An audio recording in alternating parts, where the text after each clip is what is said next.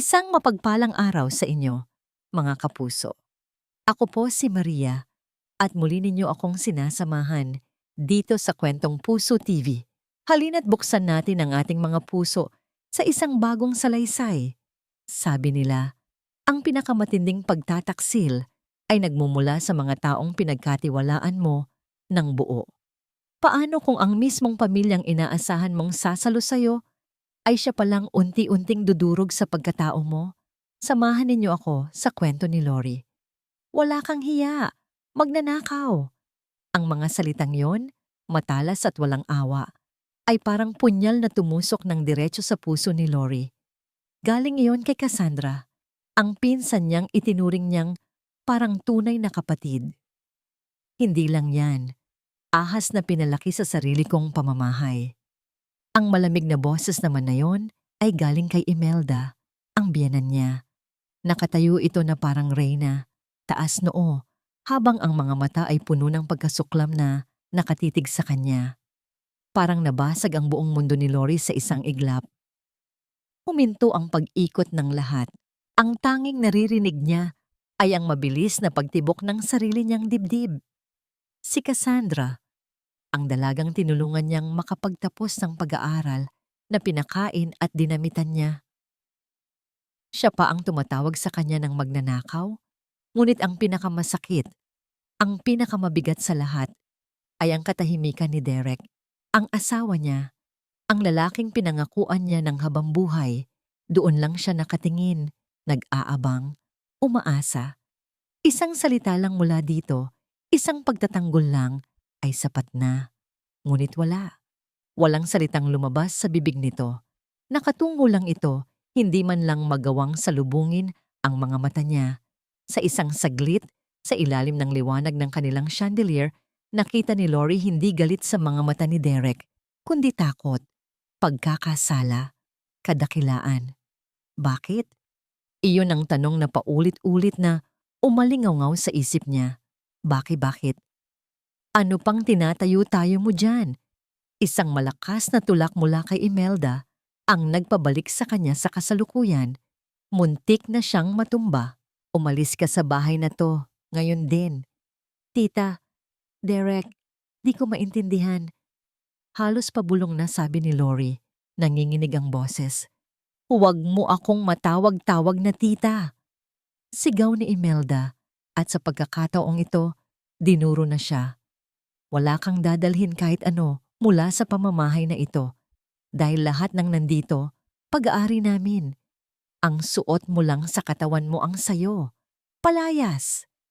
Hinila ni Imelda ang braso niya. Kinaladkad siya palabas ng sala, patungo sa malaking pinto na dati simbolo ng kanyang mga pangarap. Bawat hakbang ay parang mabigat na bato. Wala siyang nagawa, kundi magpatianod. Ang kanyang mga paa ay tila walang sariling buhay. Nilingon niya si Derek sa huling pagkakataon, isang tahimik na pagsusumamo sa kanyang mga mata. Ngunit umiwas lang ito ng tingin, isang duwag na hindi kayang harapin ang resulta ng kanyang ginawa. Binuksan ng isang katulong ang pinto. Ang malamig na hangin ng gabi ay humampas sa kanyang mukha. Labas! Iyon ang huling salitang narinig niya mula kay Imelda bago siya marahas na itinulak palabas. Kasabay ng malakas na pagbagsak ng pinto ay ang pagguho ng lahat ng pangarap ni Lori. Naiwan siyang nakatayo sa malamig na semento ng bangketa.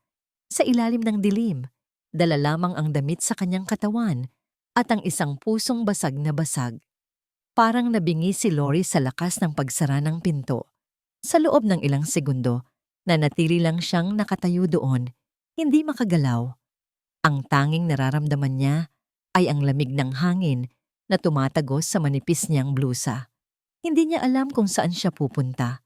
Ang mga paa niya ay kusa na lang humahakbang, palayo sa bahay na minsan niyang tinawag na tahanan. Bawat poste ng ilaw na madaanan niya ay nagpapaalala sa kanya kung gaano kadilim ang paligid at kung gaano kadilim ang kinabukasan na nag-aabang sa kanya. Wala siyang cellphone, walang wallet, walang kahit ano. Biglang bumalik sa alaala niya ang unang araw nila ni Derek sa bahay na yon. Binuhat pa siya nito bago sila pumasok sa pinto. "Welcome home, Mrs. Sandoval." Bulong nito sa kanya noon, puno ng pagmamahal. Napahawak si Lori sa kanyang dibdib. Ang sakit, sobrang sakit. Naalala niya ang mga gabing magkatabi silang manonood ng TV, ang mga umagang sabay silang magkakape, ang mga simpleng sandali na bumuo sa kanilang pagsasama. Lahat ng yon, kasinungalingan lang ba? Naniwala ba talaga si Derek sa mga paratang nila? O kasama ba siya sa plano mula pa sa simula? Ang mga tanong ay parang mga bubuyog na umiikot sa kanyang isip, ngunit wala siyang mahanap na sagot. Ngayon, ang bawat alaala ay lason. Ang bawat pangako ay sumpa. Sa sobrang pagod ng puso at katawan, napaupo na lang siya sa isang waiting shed sa gilid ng kalsada. Doon, sa ilalim ng isang malamlam na ilaw, tuluyan ng bumuhos ang kanyang mga luha. Umiyak siya ng walang tunog. Umiyak siya para sa kanyang nasirang tiwala, para sa kanyang nawalang mga pangarap, para sa kanyang dinurog na pagkatao. Pakiramdam niya, iyon na ang katapusan ng lahat. Habang nakayuko siya, may isang pares ng tsinelas na huminto sa kanyang harapan. Dahan-ahan niyang iniangat ang kanyang ulo. Isang matandang babae, isang nagtitinda ng sigarilyo at candy, ang nakatingin sa kanya ng may pag-aalala. "Hija, heto." Inabot sa kanya ng matanda ang isang bote ng tubig at isang maliit na tinapay. "Mukhang kailangan mo to." "Nako, naitindi, wala po akong pambayad," sabi ni Lori, nahihiya sa kanyang itsura. Umiling ang matanda at ngumiti. "Huwag mo nang isipin yon. Ang mahalaga, uminom ka muna." Ang simpleng kabaitan ng isang estranghero ang nagpatigil sa kanyang pag-iyak. Sa isang iglap, isang bagay ang naging malinaw sa kanya. Hindi ito ang katapusan. Hindi siya pwedeng magpatalo. Kailangan niyang mabuhay. Kailangan niyang lumaban. Tinanggap niya ang tubig at tinapay. Habang umiinom, kinapa niya ang bulsa ng kanyang palda. Mayroon siyang naramdamang isang bagay na matigas at bilog. Isang barya. Tumayo siya, nagpasalamat sa matanda, at naglakad patungo sa isang pampublikong telepono. Sa di kalayuan, nanginginig ang kanyang mga kamay habang inihuhulog niya ang nag-iisang barya sa makina. Pipindutin na sana niya ang numero ni Derek, pero natigilan siya. Hindi na siya ang taong tatawagan niya. May isang tao na lang siyang natitira. Ang isang tao na hinding-hindi siya tatalikuran. Dinial niya ang numero. Sa ikatlong ring, may sumagot. Isang boses na pamilyar, mainit at puno ng pagmamahal. Ang kanlungan niya. "Anak, anong nangyari?" Ang biyahe pauwi sa bahay ng kanyang ina, ang pinakamahabang biyahe sa buong buhay ni Lori. Bawat metro na nilalakbay ng taxi ay parang isang hakbang palayo sa impyernong pinanggalingan niya at isang hakbang palapit sa nag-iisang ligtas na lugar na natitira para sa kanya. Pagbukas pa lang ng pinto, sinalubong agad siya ng mahigpit na yakap ng kanyang ina, si Aling Elvira. Walang tanong, yakap lang. At sa yakap na yon, muling bumuhos ang lahat ng sakit at luha na pinigilan ni Lori. Sa loob ng kanilang maliit, ngunit malinis na sala, habang humihigop ng mainit na tsa, ikinuwento ni Lori ang lahat. Ang mga akusasyon, ang panlalamig ni Derek, ang pagtataboy ni Imelda. Walang tigil ang pag-agos ng kanyang luha. Nakinig lang si Aling Elvira. Ang kanyang mukha ay kalmado, ngunit ang kanyang mga mata ay nag-aalab sa galit na hindi maikakaila. Nang matapos si Lori, hinawakan niya ang kamay ng anak. Wala silang utang na loob, mariin na sabi ni Aling Elvira, at sa boses niya may bigat at kasaysayan. "Ano pong ibig niyong sabihin, Nay?" tanong ni Lori, naguguluhan. Huminga ng malalim si Aling Elvira. "Anak, may hindi ka alam. Bago pa man kayo ikasal ni Derek, ang pamilya Sandoval, dumaan sila sa matinding pagsubok. Nalulugi ang kumpanya nila. Isang pirma na lang, Bangkarote na sila. Ang tatay mo, ang yumaong tatay mo, siya ang sumalo sa kanila. Ipinagbili niya ang 2 lupain natin sa probinsya para ipautang sa kanila ng walang interes. Iyon ang bumuhay sa negosyo nila. Iyon ang dahilan kung bakit sila mayaman ngayon. Parang bombang sumabog ang narinig ni Lori. Ang pamilyang umapi sa kanya ay may utang na buhay sa pamilya niya. Ang galit ay biglang pumalit sa sakit na nararamdaman niya. Isang galit na nag-aapoy, mainit at malinis. Hindi na ito luha ng pagkawala. Ito ay sigaw ng inhustisya. Nakita ni Aling Elvira ang pagbabago sa mukha ng anak. Hinigpitan niya ang hawak sa kamay nito. Kaya makinig ka sa akin, Lori. Tinitigan siya nito ng diretso sa mata. Hindi ka iiyak dahil talo ka. Iiyak ka ngayon para bukas wala ka ng luhang ilalabas sa laban. Tumango si Lori, pinupunasan ng kanyang mga pisngi. May bagong apoy sa kanyang mga mata. May bagong lakas sa kanyang puso. Ang katahimikan mo ngayon, iyan ang magiging sandata mo. Ang pagiging mukhang kaawa-awa mo, iyan ang magiging pain mo. Hahayaan nating isipin nilang panalo na sila. At habang abala sila sa pagdiriwang, doon tayo kikilos. Biglang tumunog ang luma nilang landline phone. Nagkatinginan sila ni Aling Elvira. Sino naman ang tatawag ng ganoong oras ng gabi? Sinagot ito ng kanyang ina. Pagkatapos ng ilang segundo, iniabot ni Aling Elvira ang telepono kay Lori. Para sa'yo. Si Nena. Kinuha ni Lori ang telepono, nanginginig ang kamay. Aling Nena?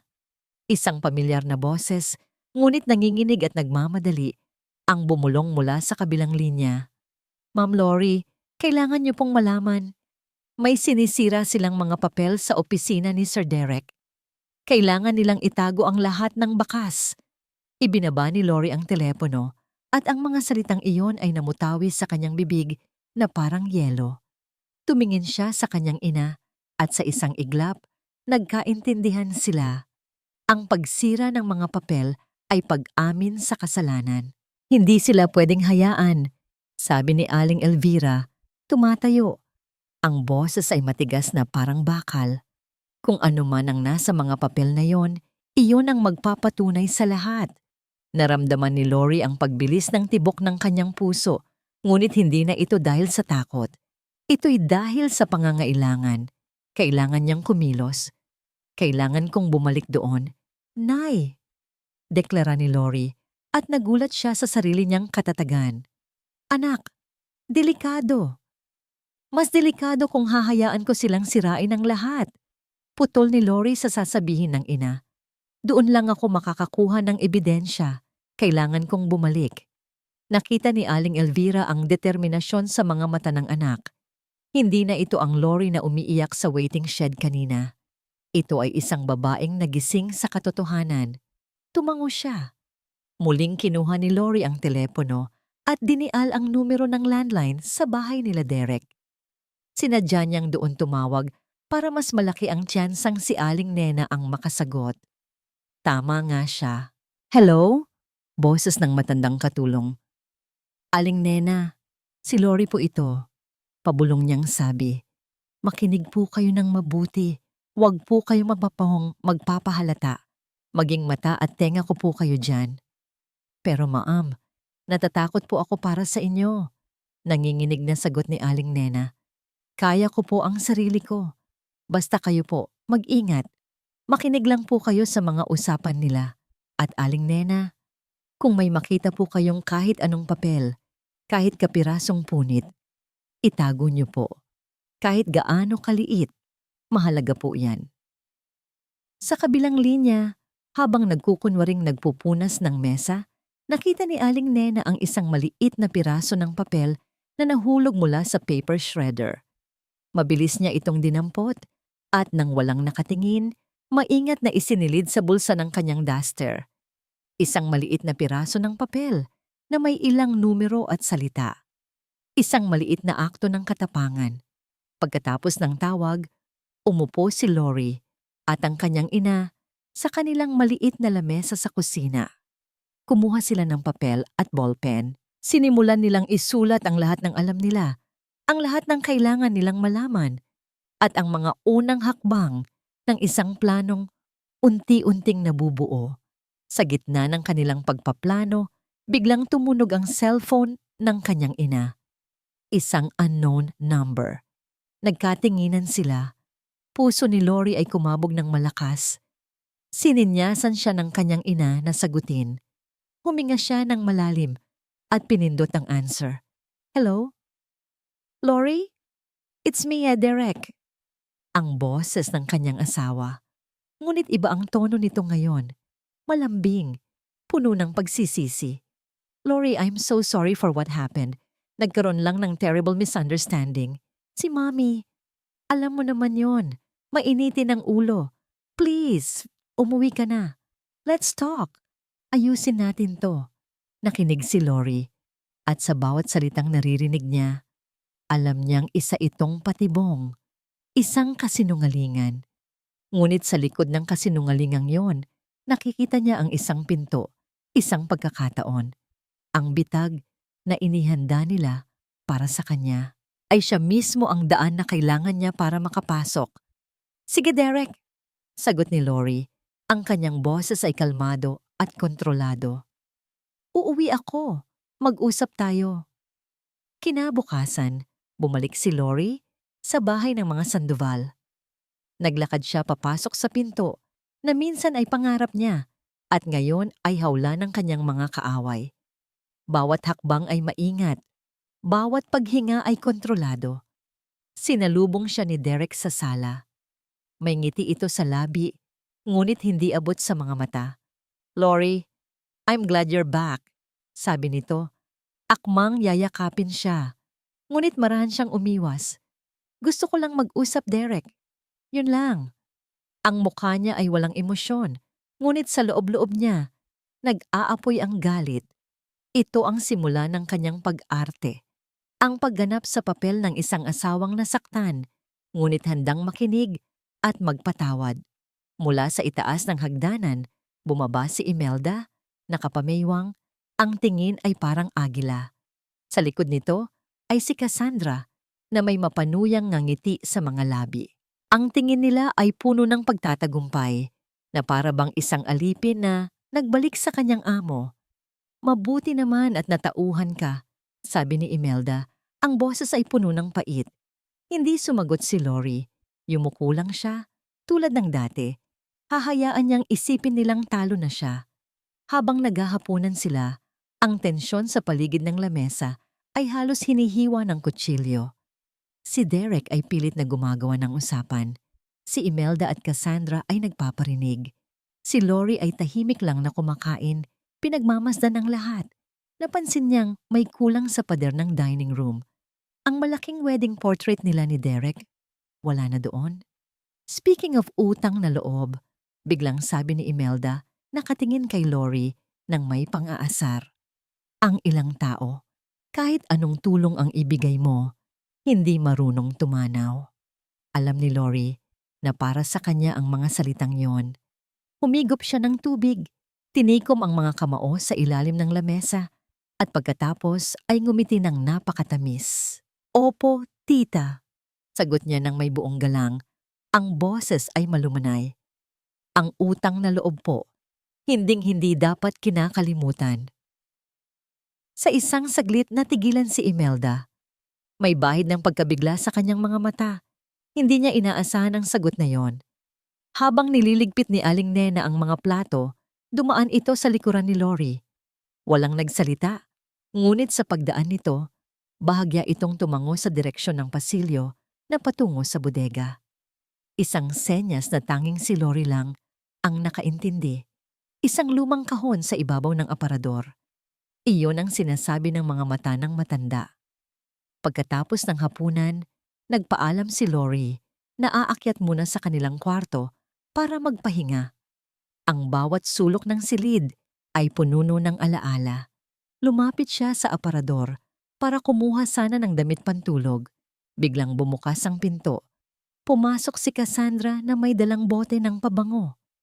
Oh, nandito ka pala, pinsan, sabi nito. Ang boses ay parang pulot na may lason.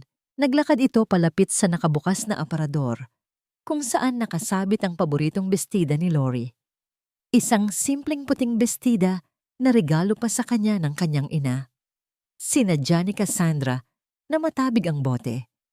Ang mamahaling pabango ay tumapon lahat sa puting damit, nag-iiwan ng malaking mamantsang-mantsa.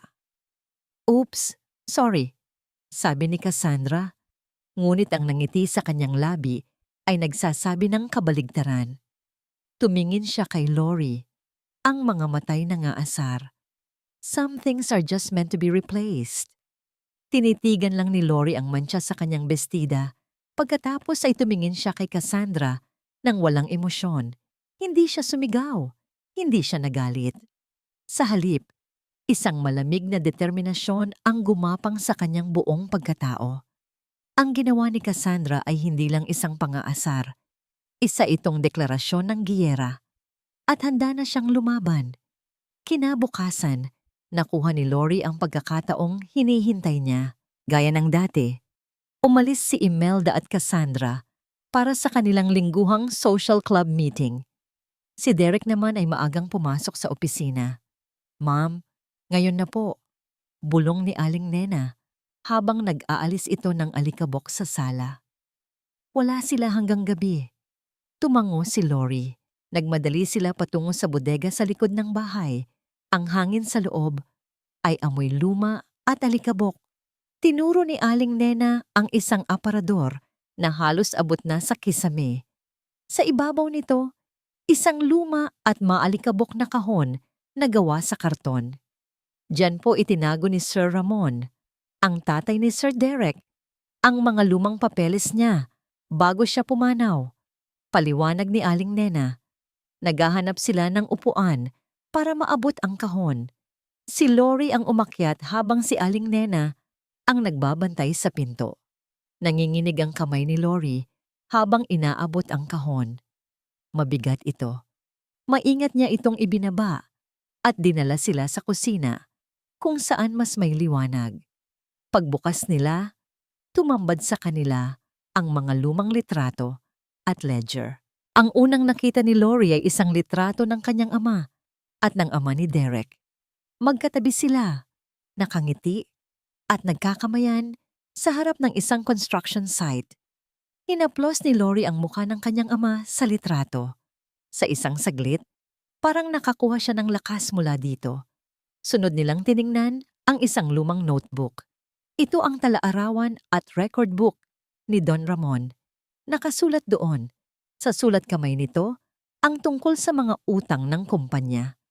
At malinaw na nakalista ang pangalan ng tatay ni Lori bilang pinagkakautangan kasama ang mga halaga na katumbas ng 2 malalaking lupain.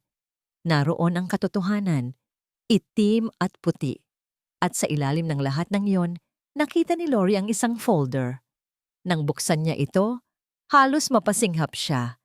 Isang original na kopya ng prenuptial agreement nila ni Derek. At doon, sa huling pahina, nakapirma ang kanyang tunay na pirma. Malinis, pamilyar, malayong malayo sa mga pekeng pirma na nakita niya sa mga dokumento sa opisina ni Derek.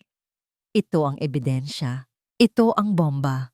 Habang binubuklat pa niya ang notebook, isang pangalan ang paulit-ulit na lumitaw, Mr. Diaz.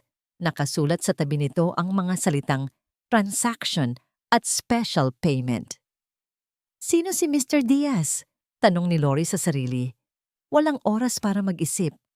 Kinuha niya ang kanyang cellphone at mabilis na kinuna ng litrato ang bawat mahalagang pahina, ang litrato ng kanilang mga ama, ang mga pahina sa notebook at ang bawat sulok ng kontrata. Isa-isa niyang sinend ang mga litrato sa kanyang ina. Nang matanggap na niya ang kumpirmasyon mula sa ina na natanggap na nito ang lahat, saka lang siya nakahinga ng maluwag. Bigla, mula sa labas, narinig nila ang ugong ng isang pamilyar na sasakyan na pumapasok sa gate. Nagkatinginan sila ni Aling Nena. Nanlalaki ang mga mata sa takot. Si Imelda. Maaga itong umuwi. Diyos ko po, bulong ni Aling Nena. Kailangan nating maibalik yan. Nataranta sila. Kailangan nilang ibalik ang lahat sa loob ng kahon, isara ito, at ibalik sa ibabaw ng aparador sa bodega nang walang sino mang makakapansin. At mayroon lang silang ilang segundo para gawin ang lahat ng yon. Parang karera, laban sa oras. Mabilis ngunit maingat nilang isinalansan ang lahat, pabalik sa kahon. Ang bawat kaluskos ay parang dagundong sa kanilang mga tainga. Narinig na nila ang boses ni Imelda sa may sala. "Nena, nasaan ang merienda ko?" Sa huling segundo, naitulak ni Lori ang kahon pabalik sa ibabaw ng aparador. Halos kasabay ng pagpasok ng anino ni Imelda sa pasilyo. Mabilis na lumabas si Aling Nena mula sa bodega. Dala ang isang basahan. "Ay ma'am, nandyan na po pala kayo. Naglilinis lang po ako." Hindi sila nahuli, ngunit ang panganib ay mas malapit kaysa dati. Kinagabihan, habang nagbabasa ng libro si Derek sa sala, sinimulan ni Lori ang kanyang plano. Umupo siya sa tabi nito, nagkukunwaring nagre-relax din. "Derek," simula niya. Ang boses ay kalmado at parang nag-uusisa lang. "May naalala lang ako. Noong tinitingnan ko yung mga lumang photo album kanina, may nabasa akong pangalan sa isang lumang notebook ni Daddy Ramon. Mr. Diaz, pamilyar ba sa'yo?" Nakita ni Lori kung paano natigilan si Derek, kung paano bahagyang nanginig ang hawak niyang dyaryo. "Di Diaz?" Utal nito. Pilit na pinapakalma ang sarili. Hindi pamilyar. Baka lumang kliyente lang yon. Huwag mo nang isipin." Ang pagsisinungaling ay kitang-kita sa kanyang mga mata. Bingo! Iyon ang kumpirmasyong kailangan ni Lori. Si Mr. Diaz ay isang maselang sikreto. Kinagabihan, bago matulog, kumuha si Lori ng isang kopya ng litrato ng kanilang mga ama. Tahimik siyang pumasok sa home office ni Derek at maingat na inilagay ang litrato sa gitna ng kanyang lamesa kung saan imposibleng hindi niya ito makita.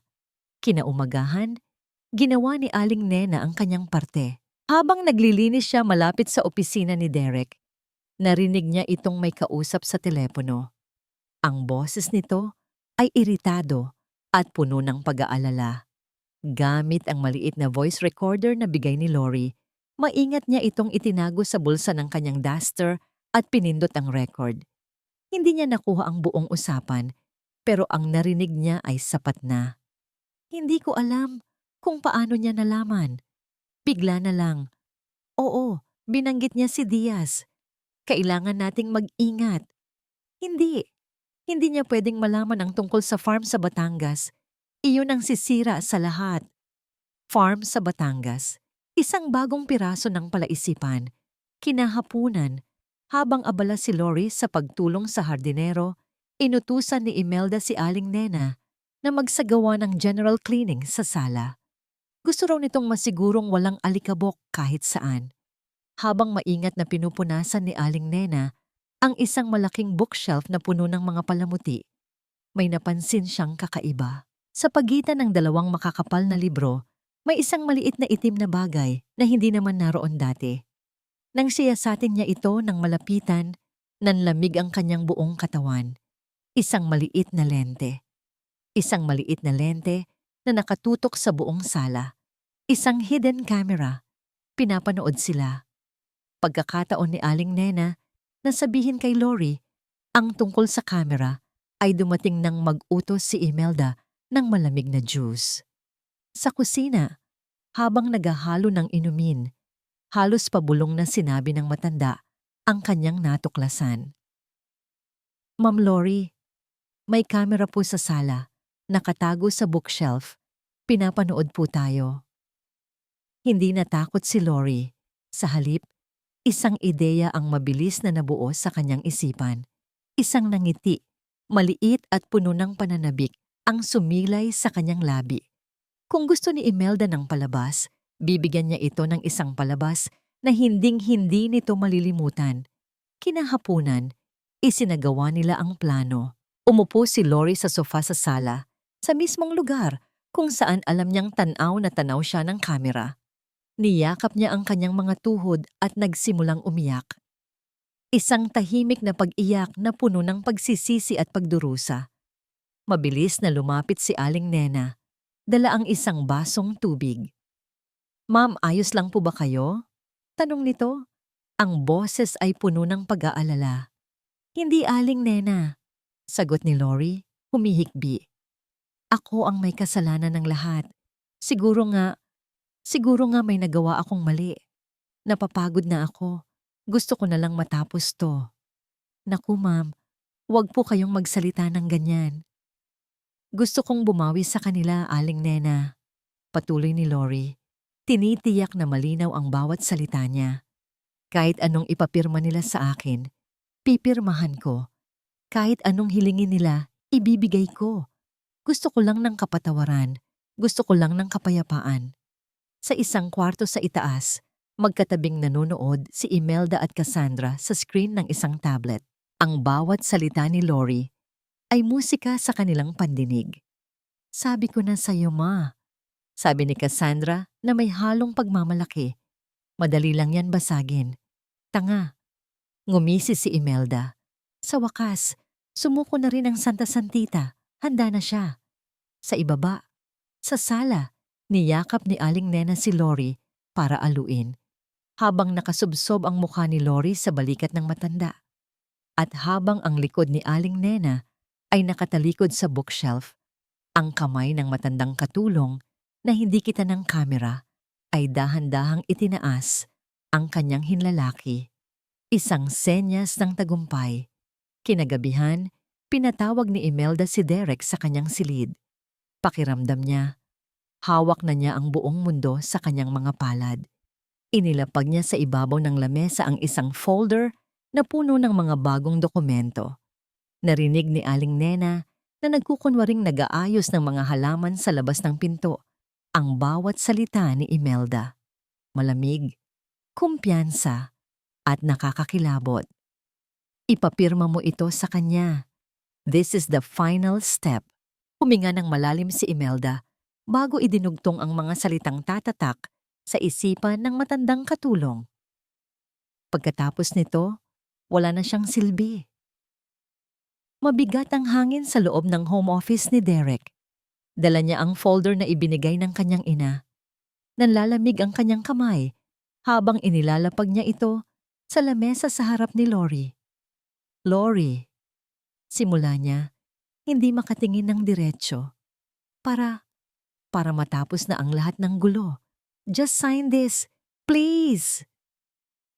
Kalmado ang mukha ni Lori, ngunit sa ilalim ng lamesa, ang mga daliri niya ay mahigpit na nakahawak sa isang maliit na bolpen. Isang bolpen na ibinigay sa kanya ng kanyang ina. Isang bolpen na may espesyal na tinta. Sa loob ng kanyang bulsa, ang kanyang lumang cellphone ay tahimik na nagre-record ng lahat ng tunog. Kinuha niya ang mga dokumento. Binuklat niya ito isa-isa. Nagkukunwaring binabasa. Kahit nasa ulado na niya ang bawat kasinungalingan na nakasulat doon. "Ito na ba yun, Derek?" tanong niya. Ang boses ay mahina at tila basag. "Pagkatapos kong pirmahan to, magiging okay na ba ang lahat? Babalik na ba tayo sa dati?" "Yes, Lori. Yes. Everything will be fine." Mabilis na sagot ni Derek na parang isang batang nahuling nagsisinungaling. "So, yung mga shares ko sa kumpanya, yung mamanahin ko pa mula kay Papa, lahat to mapupunta na sa pangangalaga ng pamilya?" "Para mas madaling i-manage. It's for the best, Lori. For practical reasons." "Practical!" Inulit ni Lori ang salita, na parang isang dayuhang salita sa kanyang dila. "So after this, wala na akong poproblemahin? Lahat ng ari-arian ko, officially, mapupunta na sa inyo?" Tumingin si Lori ng diretso sa mga mata ni Derek, at doon, ibinato niya ang pinakamabigat na tanong. "Derek, sigurado ka ba dito? This is for our future, right?" Sa isang saglit natigilan si Derek. Nakita ni Lori ang pag-aalinlangan sa kanyang mga mata, ang kislap ng konsensya. Ngunit mabilis din itong nawala, napalitan ng takot kay Imelda. Oo naman. Utal nito. For our future. Ang sagot na yon, ang pag-utal na yon, ang lahat ng kasinungalingan, lahat ay ligtas na nakatago sa kanyang cellphone. Kinuha ni Lori ang ballpen. Huminga siya ng malalim. At sa harap ni Derek, isa-isa niyang pinirmahan ang bawat pahina. Ang kamay niya ay hindi nanginginig. Ang bawat guhit ng kanyang pirma ay perpekto. Nang matapos, isinara niya ang folder at marahang itinulak ito pabalik kay Derek. Sana maging masaya ka.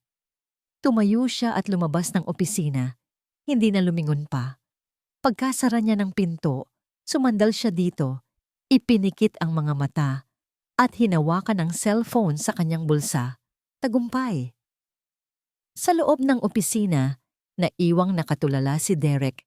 Hawak ang folder na parang isang tropeo at isang sumpa. Iniwan niya ito sa lamesa kasama ang ballpen na ginamit ni Lori. Ilang sandali pa, pumasok si Cassandra.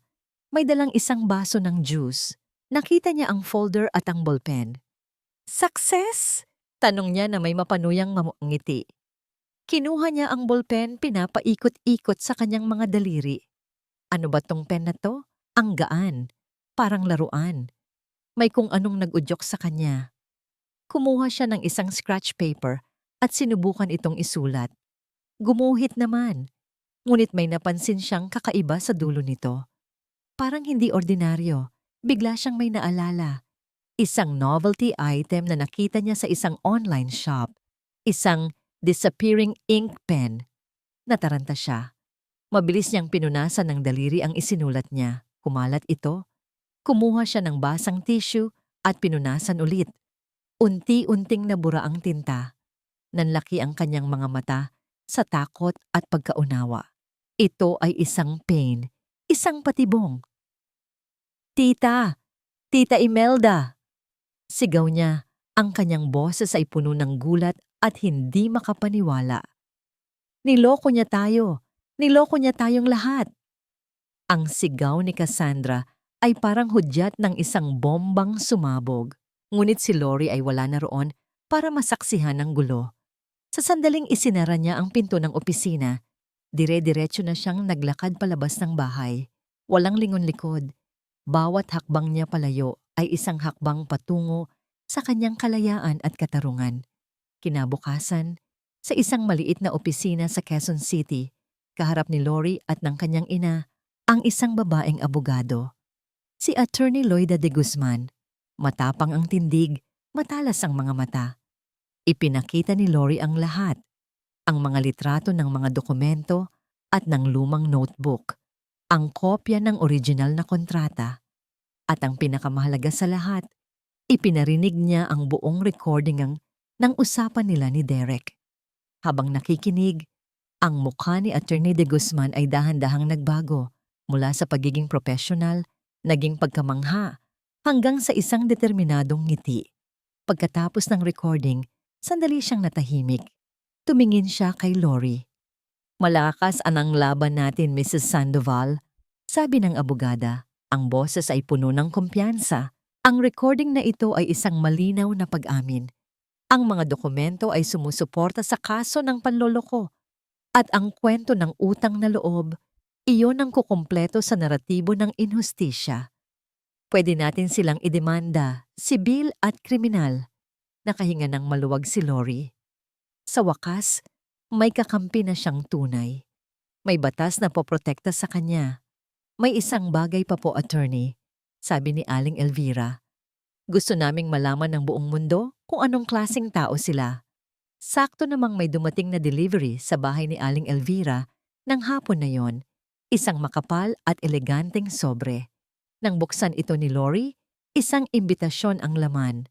The Sandoval family invites you to celebrate the 25th silver wedding anniversary of Mr. and Mrs. Ricardo and Imelda Sandoval. Nasa ilalim nito ang petsa at lugar. Sa susunod na linggo, sa Grand Ballroom ng isang mamahaling hotel. Nagkatinginan si Lori at ang kanyang ina. Hindi na kailangan ng salita. Ang tadhana na mismo ang nagbigay sa kanila ng perpektong entablado. Ang mga sumunod na araw ay ginugol nila sa paghahanda. Ngunit sa gitna ng lahat ng tensyon, may mga sandali ng kapayapaan. Isang gabi, habang nakaupo sila sa sala, tahimik na nagkakape, hinawakan ni Aling Elvira ang kamay ng anak. Walang nagsalita. Sa katahimikan na yon, ipinasa niya ang lahat ng kanyang lakas at pagmamahal kay Lori. Alam nilang malapit na ang katapusan. Handa na sila. Isang araw bago ang malaking gabi, habang tinitingnan ni Lori ang kanyang simpleng bestida na isusuot, biglang nag-vibrate ang kanyang cellphone. Isang text message mula sa isang unknown number. Pero alam niya kung kanino galing. Ang paraan ng pagtipa, ang lamig ng mga salita. Galing ito kay Imelda.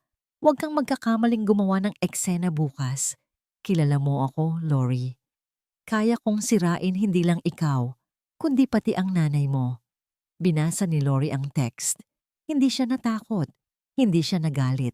Sa halip, isang huling piraso ng bakal ang idinagdag sa kanyang determinasyon. Ang pagbabanta sa kanyang ina, ang huling pagkakamali na gagawin ni Imelda Sandoval. Ang grand ballroom ng hotel ay puno ng mga socialites, mga politiko at mga kilalang pangalan sa mundo ng negosyo. Lahat ay nakangiti, nagkikislapan ang mga alahas at nagpapalitan ng mga pekeng papuri. Ito ang mundo ni Imelda Sandoval, isang entablado ng pagkukunwari. At sa gitna ng lahat ng iyon, pumasok si Lori. Hindi siya pumasok na parang isang biktimang kaawa-awa. Pumasok siya suot ang isang simpleng itim na bestida, elegante at walang bahid ng pagmamalabis. Ang kanyang buhok ay nakapusod ng maayos. Ang kanyang mukha ay kalmado. Ang kanyang mga mata ay nagliliyab sa isang apoy na hindi kayang patayin ng kahit sino. Sa isang iglap, tumigil ang bulungan. Lahat ng ulo ay lumingon sa kanya. Nakita niya sila. Si Imelda, na ang ngiti sa labi ay hindi umabot sa kanyang mga mata. Sa halip, ang mga ito'y nanliliit, puno ng kalkulasyon at galit. Si Cassandra, na sa tabi ni Imelda, ay nagulat at bahagyang namutla bago piliting ngumiti ng mapanlait. At si Derek, nakatayo ito sa tabi ng kanyang ama at nang magtama ang kanilang mga mata, siya ang unang umiwas. Nakita ni Lori ang takot, ang hiya, ang pagsisisi na huli na ang lahat. Naglakad si Lori papasok na parang pag-aari niya ang lugar. Bawat hakbang ay may bigat. Bawat tingin ay may kahulugan. Hindi siya lumapit sa kanila. Pumili siya ng isang maliit na lamesa sa isang sulok kung saan kitang-kita niya ang lahat at tahimik na umupo. Ang kanyang presensya ay parang isang bombang hindi pa sumasabog. Ramdam ng lahat ang tensyon. Ilang sandali pa, isang anino ang tumayo sa harap ng kanyang lamesa. Inangat ni Lori ang kanyang tingin. Si Ricardo Sandoval, ang kanyang biyenang lalaki, ang ama ni Derek, ang lalaking nanatiling tahimik sa lahat ng nangyari. Lori, bansabi nito, ang boses ay mahina at halos hindi marinig sa ingay. Patawarin mo ako, Lori, sa lahat ng nangyari. Tinitigan siya ni Lori, hinahanap ang katotohanan sa kanyang mga mata. Nakita niya ang hiya, ngunit hindi niya alam kung ito ba ay tunay na pagsisisi o takot lang sa nalalapit na eskandalo. Hindi siya sumagot. Tumangulang siya ng bahagya, isang pagkilala sa sinabi nito, ngunit hindi isang pagpapatawad. Umalis ito na parang may tinik na nabunot sa kanyang lalamunan. Nagsimula ang programa. May mga talumpati, mga papuri, mga palakpakan. Ngunit ang lahat ng iyon ay ingay lang sa pandinig ni Lori. Nakatutok lang siya sa entablado, nag-aabang. At dumating ang sandaling iyon. Tinawag ang pangalan ni Imelda para sa kanyang panghuling talumpati. Tumayo si Imelda, puno ng pagmamalaki. Naglakad siya papuntang entablado na parang isang reyna. Huminto siya sa gitna, hinawakan ng mikropono at sinuri ng tingin ang buong ballroom. Ang kanyang mga mata ay huminto kay Lori. Isang tingin na puno ng paghamon at pagbabanta. Magandang gabi sa inyong lahat. Simula ni Imelda, ang boses ay parang pulot. Sa gabing ito, ipinagdiriwang namin hindi lang ang pilak sa aming pagsasama, kundi ang mga pundasyon na bumuo dito, ang pagtitiwala, katapatan, at higit sa lahat, ang utang na loob. Habang nagsasalita si Imelda, dahan-dahang lumingon si Lori sa likuran ng ballroom. Doon, malapit sa pinto, nakatayo si Attorney Lloyda de Guzman. Nagtama ang kanilang mga mata. Tumango si Lori, isang halos hindi mahahalata, ngunit malinaw na senyas. Oras na. Ang salitang utang na loob ay nakabitin sa hangin. Matamis at puno ng pagkukunwari mula sa bibig ni Imelda. Ngunit bago pa niya madugtungan ang kanyang kasinungalingan, biglang kumislap ang malaking screen sa kanyang likuran. Napatigil siya. Ang lahat ay napatingin sa screen, inaakalang isang teknikal na problema lang. Ngunit hindi. Isang litrato ang lumitaw. Isang litrato ni Derek at Cassandra. Magkayakap sa isang restaurant. Ang kanilang mga mukha ay masyadong magkalapit. Ang kanilang mga ngiti ay puno ng lihim. Sinundan ito ng isa pa. Naglalakad sila sa isang parke, magkahawak kamay. Isang kolektibong paghinga ng gulat ang maririnig sa buong ballroom. Ang kulay ay unti-unting nawala sa mukha ni Imelda. Nataranta siya. Lumingon sa technical booth. Anong nangyayari? Alisin na niyo yan. Pero huli na ang lahat. Biglang naging itim ang screen at isang boses ang umalingaw-ngaw sa mga speaker. Boses ni Lori, mahina at tila basag. So, yung mga shares ko sa kumpanya, yung mamanahin ko pa mula kay Papa, lahat to mapupunta na sa pangangalaga ng pamilya. Sinundan ito ng boses ni Derek, puno ng pag-aalinlangan. Para mas madaling i-manage, it's for the best, Lori, for practical reasons. At pagkatapos, ang pinakamabigat sa lahat. Derek, sigurado ka ba dito? This is for our future, right? Ang katahimikan, ang pag-utal ni Derek? Oo naman, for our future. Tumahimik ang buong bulwagan. Ang mga kubyertos ay huminto sa ere. Ang mga ngiti ay naglaho at hindi pa tapos. Muling nagliwanag ang screen. 2 dokumento ang ipinakita, magkatabi. Sa kaliwa, ang original na kontrata na may malinis at tunay na pirma ni Lori. Sa kanan, ang mga pekeng dokumento na may mga pirma na halatang halata ang pagkakaiba. Ang bawat pekeng pirma ay may malaking pulang bilog. Parang bumagsak ang langit sa loob ng ballroom na yon. Ang mga bulungan ay naging ugong ng pagkutya at hindi makapaniwalang pagkamuhi. Si Imelda ay nakatayo na parang estatwa, nanginginig, hindi makapagsalita.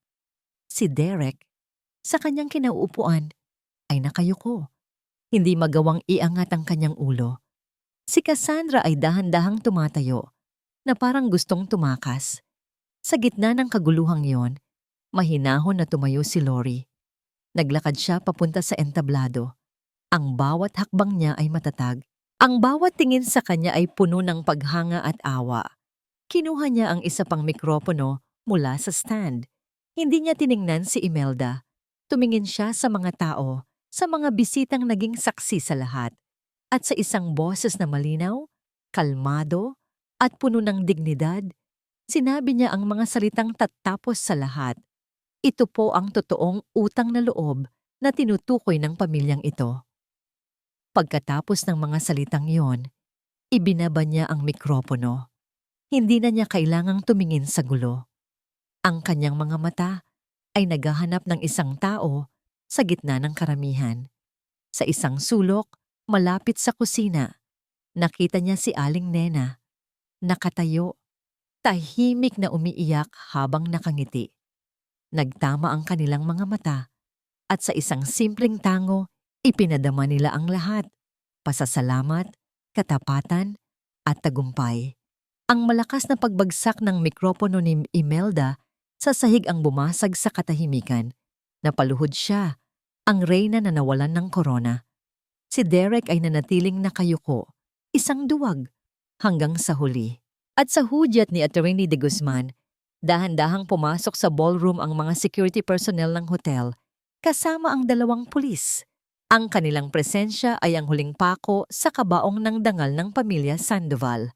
Lumipas ang 2 taon. Ang eskandalo ng pamilya Sandoval ay naging usap-usapan sa loob ng maraming buwan, ngunit tulad ng lahat ng bagay, unti-unti rin itong nalimutan ng publiko. Ang kanilang kumpanya ay bumagsak. Ang kanilang pangalan ay naging simbolo ng kasakiman at kahihiyan.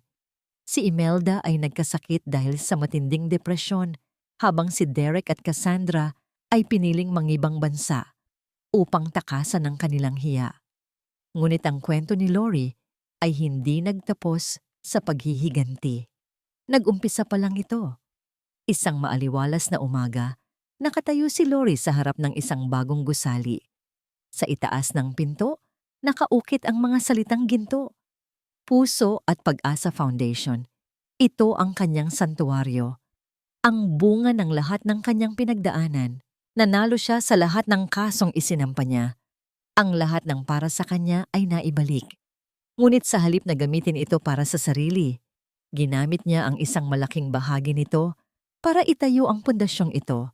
Isang sentro na nagbibigay ng libreng tulong legal at psychological counseling para sa mga babaeng biktima ng panloloko at pang-aabuso.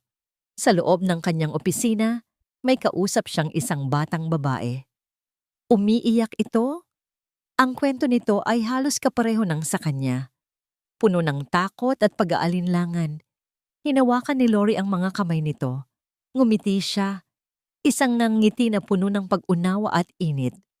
"Alam ko ang pakiramdam mo," sabi niya. "Alam kong parang gumuho na ang mundo mo. Pero maniwala ka sa akin, hindi pa ito ang katapusan. Ito ang simula." "Paano po kayo naging ganito katatag?" tanong ng babae. Ang mga mata ay puno ng paghanga. "Hindi po ba kayo nagagalit? Hindi po ba kayo napupuot sa kanila?" Tumingin si Lori sa labas ng bintana kung saan sumisikat ang araw. Sandali siyang nag-isip. "Pinatawad ko na ba sila?" tanong niya na parang kinakausap ang sarili. "Oo." Bumaling siya pabalik sa babae. Ang kanyang mga mata ay nagniningning sa isang karunungan na tanging karanasan lang ang makakapagbigay.